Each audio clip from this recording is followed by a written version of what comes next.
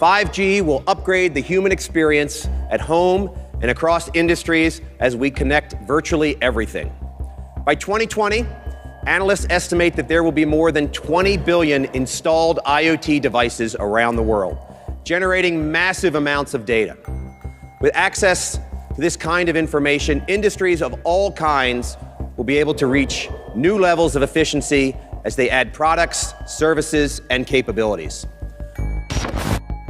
As you may have heard by now, telecom companies are currently scrambling to implement fifth-generation cellular network technology. Dubbed 5G, these networks will make use of millimeter-length electromagnetic waves, also dubbed extremely high-frequency or EHF radiation, to transmit information faster than ever before. 5G networks promise to deliver data 100 times faster than the existing 4G networks, and reduce latency as much as 98%. The promise of 5G was promoted by Tom Wheeler, then chair of the Federal Communications Commission, when he made a presentation on the US government's vision for the rollout of 5G in America in 2017. Yes, 5G will connect the Internet of everything. If something can be connected, it will be connected in a 5G world. But with the predictions of hundreds of billions of microchips connected in products from pill bottles to plant waterers, you can be sure of only one thing. The biggest Internet of Things application has yet to be imagined. Here's the key. The interconnected world that we live in today is the result of decisions made a decade ago. The interconnected world of the future will be the result of decisions we must make today. And that is why 5G is a national priority. But after the initial surge of hype that surrounds any new technology, the dark reality of this new 5G-connected Internet of Things is starting to come to light. The most immediately apparent aspect of this dark reality is the danger to human health that the 5G network's ubiquitous and powerful transmitters present. As an increasing body of research shows, the harmful effects of electromagnetic radiation present in current mobile technologies will be amplified by orders of magnitude in the much more powerful and much denser, extremely high-frequency radiation network that 5G relies on. As retired US government career scientist Dr. Ronald M. Powell noted in his comment to the FCC on the proposed 5G rollout, this technology must be opposed because it would greatly extend FCC's current policy of the mandatory irradiation of the public without adequate prior study of the potential health impact and assurance of safety. It would irradiate everyone, including the most vulnerable to harm from radiofrequency radiation: pregnant women, unborn children, young children, teenagers, men of reproductive age, the elderly, the disabled, and the chronically ill. But another, even more neglected aspect of the 5G dark reality is that in a world where all objects are wired and constantly communicating data to one another through a 5G network, an Internet of Things, in other words, privacy and security would be next to impossible. Even the mainstream is now admitting that the unprecedented amounts of data flowing through the 5G network, from appliance usage to personal communications to transaction information, is a treasure trove that, if it were to fall into the wrong hands, would be a formidable weapon. Huawei wants to become a major player in 5G outside of China, but it's facing pressure internationally because of cybersecurity concerns dogging the company. The US is urging its allies to block Huawei from 5G projects in their countries. Maron says China is using mobile technology as a tool for spying, and he's seen the evidence. They are actually using it for massive surveillance against their own population. We looked on the Huawei equipment to the level of every single chip there, and what we found is not very pleasant. This is not a commercial company stuff. This is a kind of nearly a military grade stuff. We have China coming in with their 5G network. All of the things that it's like we're living in 1956, and they're not. And they don't care about rights. They don't care about people. The implication of these mainstream pundits' pontifications is that 5G only represents a threat in the hands of the Russians or the Chinese or other supposed enemies of America. But what about the companies that are manufacturing these products? Why are the big tech giants who have so signally abused the public's misplaced trust for decades now to be trusted with creating big databases of sensitive personal information on every imaginable aspect of our daily lives? And why is the government of the US and its allies around the globe, governments that have been caught time and again illegally spying on their own populations and violently suppressing dissent, suddenly to be trusted as stewards of such a system? The truth is that the development of 5G networks and the various networked products that they will give rise to in the global smart city infrastructure represents the greatest threat to freedom in the history of humanity. This is the 5G Dragnet. You're tuned into the Corbett Report. The vision of the future offered by the proponents of this next-generation cellular technology is one in which every object that you own will be a smart object, communicating data about you, your movements, and your activities in real time via the ultra-fast 5G network.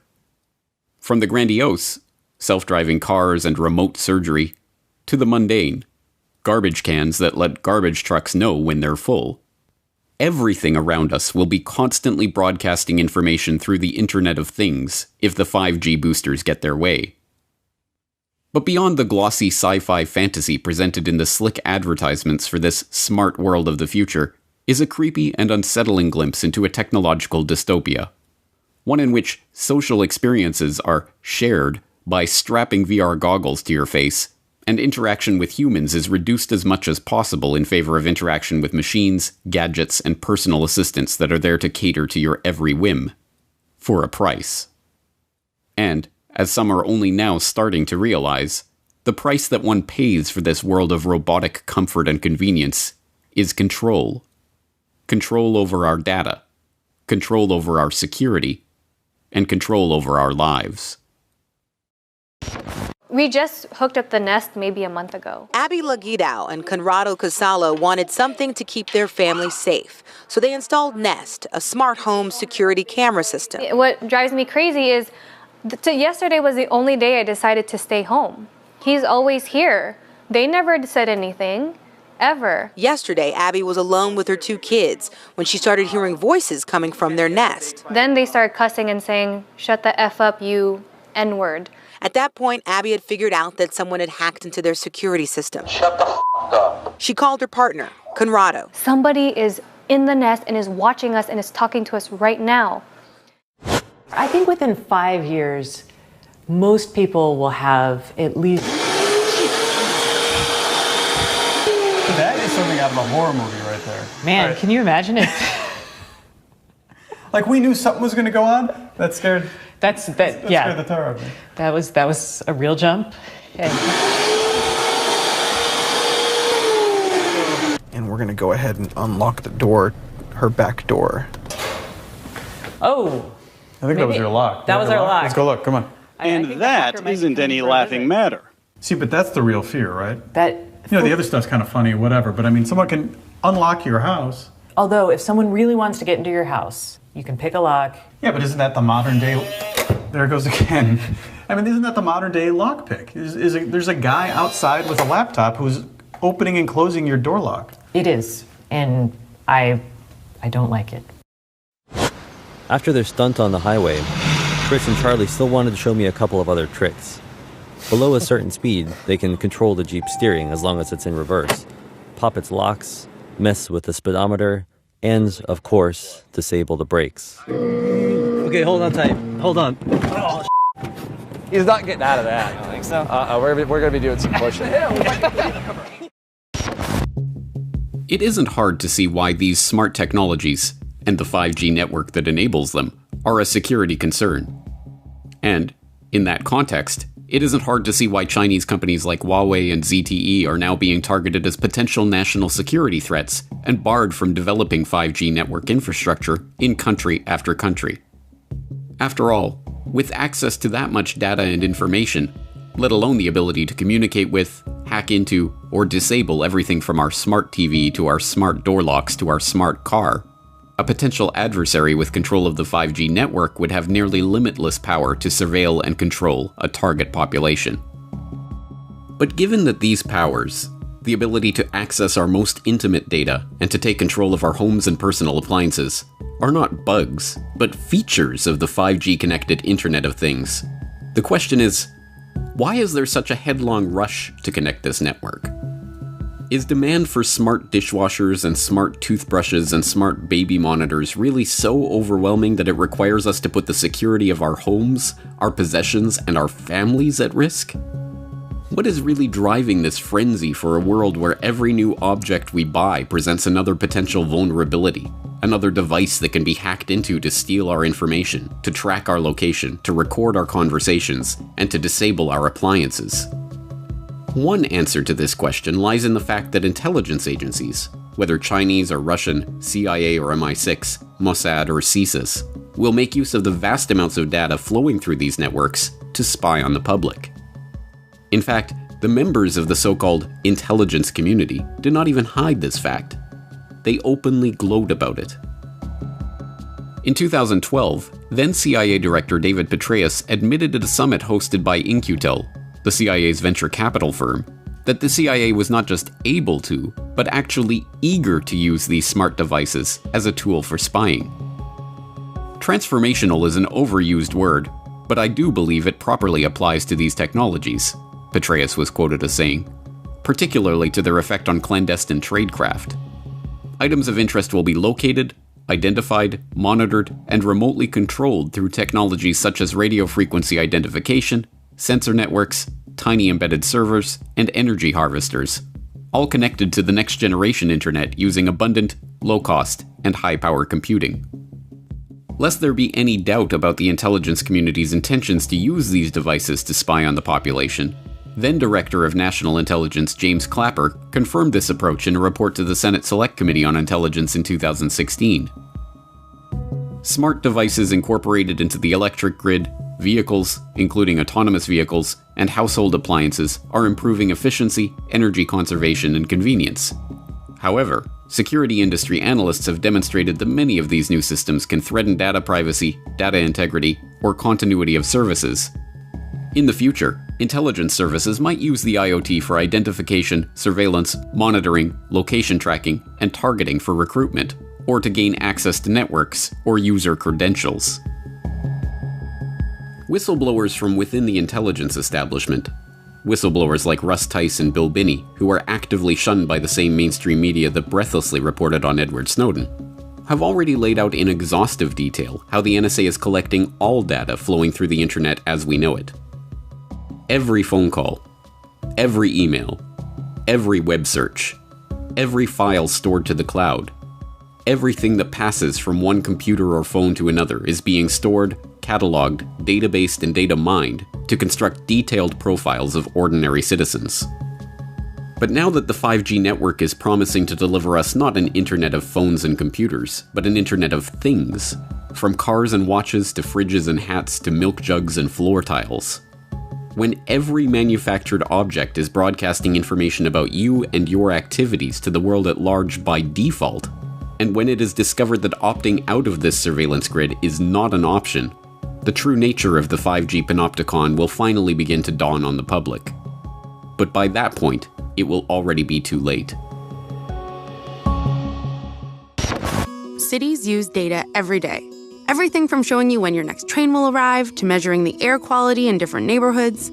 Typically, all this information is spread out across a ton of different agencies and companies in a bunch of different file formats and spreadsheets. But at Keysight, we have the chance to start from scratch and build a single, unified digital platform that's transparent, open, and accessible for everyone working to make our cities better. The leaders behind Toronto's first data-driven smart city are under fire tonight after yet another resignation. This time, a member of Waterfront Toronto's digital advisory panel quit and wrote a strongly worded letter on her way out, sharing her deep concerns about privacy and data control. I want to get some feedback now from the former Information and Privacy Commissioner from the province of Ontario, who, when last you were here discussing this very topic, you were kind of bullish about it. And then I just couldn't help notice that you've resigned from your involvement in all this. What happened? And I didn't do it lightly. I wanted to draw attention to the fact that we had to make sure that all the personal data that was being collected automatically by the sensors and other technologies were de-identified at source, anonymized at source. De-identified meaning? Meaning no personal identifiers. You wouldn't know it's Ann Kavukian walking or you or this is my car or anything. And the reason that was critical is unlike most uses of what I call operational data, where the individual, the data subject, can exercise some control over the use, the operation of that data. They can consent to it, they can revoke consent, they can choose not to consent. They have some sense of control. With the data here, you have no control. It's all being collected automatically with the emerging technology, sensors, all picking up data. But it is not just the intelligence agencies or the big tech conglomerates who are set to profit from the creation of this newer, stickier World Wide Web. In fact, the 5G-enabled Internet of Things is a necessary part of the creation of the system of total control, physical, financial, and political, that the technocrats have been lusting over for a century now. As viewers of Why Big Oil Conquered the World will know by now, the technocrats are adherents to an ideology dubbed technocracy, which holds that all modern-day problems, be they social, economic, or political, can be solved by the scientific engineering of society. In the technocrats' vision, teams of engineers, scientists, economists, and other specialists, if given access to enough data about the world around them, could scientifically balance production and consumption such that inflation, recession, geopolitical conflict, and other sources of strife will be eliminated forever. As the co-founder of Technocracy Inc., M. King Hubbert laid out in the group's founding document, the Technocracy Study Course, the amount of data needed to bring this techno-utopian vision to reality is truly mind-boggling. In the Technocracy Study Course, Hubbert, like a good technocrat, laid out the exact conditions that would need to be met for this vision to come to pass. According to him, technocracy would require all energy usage and all consumer spending throughout the nation to be calculated and registered on a continuous and instantaneous basis, a 24/7 inventory of all production and consumption, a complete registry of all products available for sale, where they were produced, how much energy was expended in their production, and where and when they were sold, and finally, a specific registration of the consumption of each individual, plus a record and description of the individual. Hubbert's vision was not just that of a totalitarian society, in which every detail of every interaction was recorded and reported to a central authority, but, for the 1930s, the concept of continuously and instantaneously updated registries of every good in the economy was not just audacious, but borderline insane. As unimaginable as a real-time database keeping track of every transaction and every manufactured product in the economy was in the 1930s, that is exactly the world we are looking at as smart meters collect information on smart appliances connected to other smart objects through the Internet of Things. And, crucially, the sheer amount of data being generated in this smart grid and the constant real-time communication required to keep the system functioning would be impossible without the 5G network. 5G is not just a neutral mobile network. It is the backbone for a system of total surveillance which has been written about and worked toward for the better part of a century. The world of the technocrats, the world of the smart grid, and the world of constant real-time surveillance of everything would not be possible without the 5G network that is being installed right now. And, as Josh Del Sol of the Take Back Your Power movement that is organizing resistance to smart meters, 5G networks, and other harmful technologies explains, the world of the technocrats is a world where privacy is a thing of the past. So with the smart meters, they'll be able to tell exactly what's going on in your home at down to the microsecond, based upon 24/7 communication with all of your appliances, which will also in the future, if this goes through fully and if there's not a public backlash, all of your appliances will need to have a wireless transmitter on them, and they'll need to be, certified under some smart, program. So this means that not only, just stepping aside from one moment to the health issue, this means that not only is your smart meter emitting on average of 13,000 microwave pulses per day, but every one of your appliances is going to be doing the same thing because it will be needed to be communicating with the smart meter itself. So that is a serious concern. We'll get into that a little bit later. But as far as the privacy issue, just diving right in. March of this year, Wired magazine, the current CIA director, David Petraeus, was quoted as saying, "We're going to use smart appliances to spy on you." And it's almost like, and he was later on down in the article, and it's very just putting it out there. It's kind of like, it's getting to a point now, James, and I'm sure you're seeing this, is like, it's just getting more and more in your face. And it's kind of like this collective force of the controllers, and they're kind of saying, this is what we're going to do, and what are you going to do about it? It should be clear by this point that the vision of the technocrats is in fact a nightmare for free humanity. It must be resisted every step of the way, and the battle over the 5G network rollout will be the front lines of this battle in the next few years.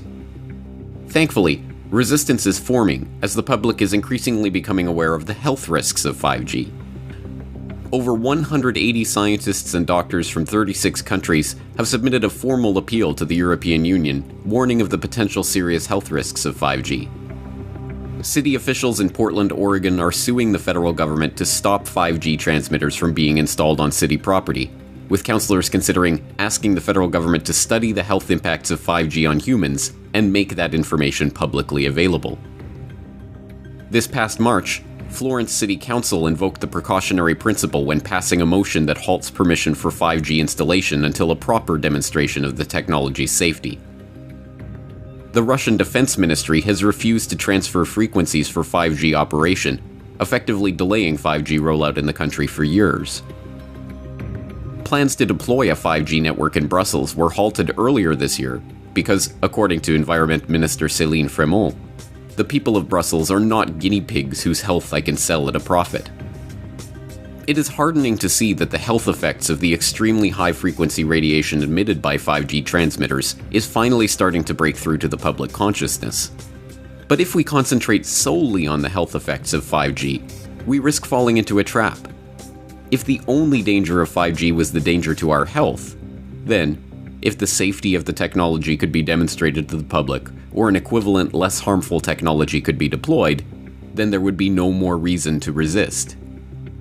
To concentrate solely on the health effects of 5G is to miss the broader picture of total surveillance in the technocratic dystopia that this technology enables.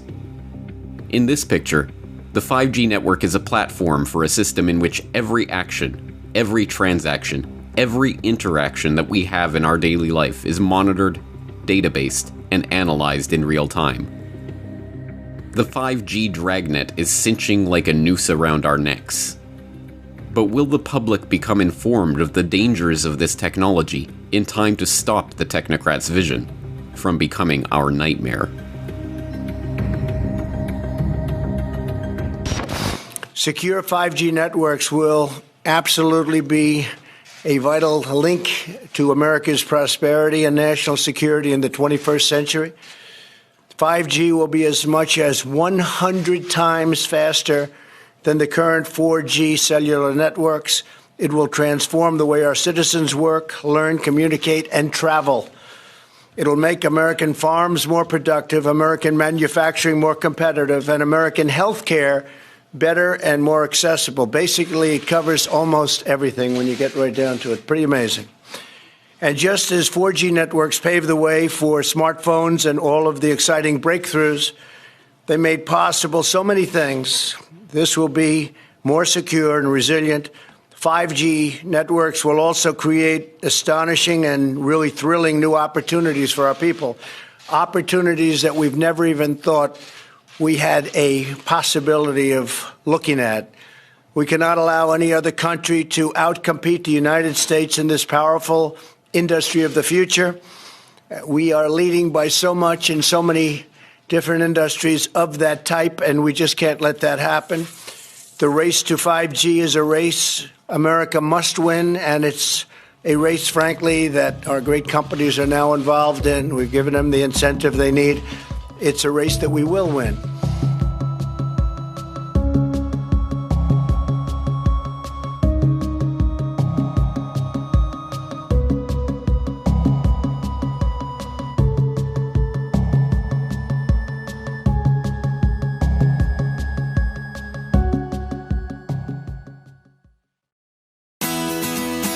The Corbett Report is brought to you by the Corbett Report subscriber, a weekly newsletter featuring James Corbett's International Forecaster editorial, recommended reading and viewing, discounts on Corbett Report DVDs, and once a month, a subscriber-only video.